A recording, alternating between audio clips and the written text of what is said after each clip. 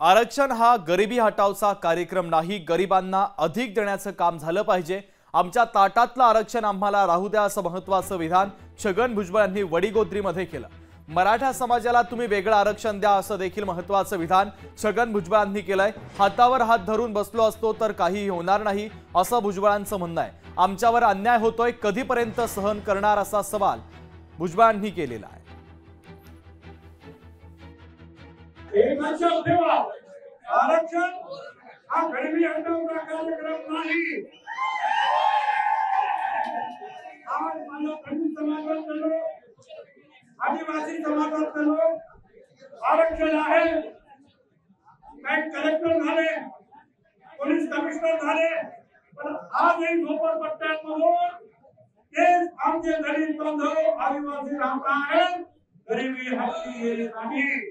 हा गरिबी हटावचा कार्यक्रम नाही, जे जमलेले आहे, पिसलेले आहे, गावागावामध्ये ज्यांच्यावर अन्याय होत आलेला आहे, अन्याय सहन करत आले आहेत, त्या सगळ्यांच्या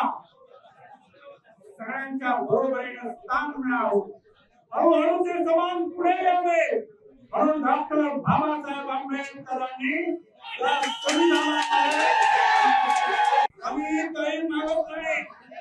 आम्ही सांगतो आमचं आरक्षण आमच्या ताटातलं कसं राहू द्या, त्यांच्यासाठी दुसरं ताट द्या, दुसरे त्यांना काय घ्यायचं त्यांना द्या, आम्ही त्यांना पाठिंबा देतो। आता एकच सांगतो,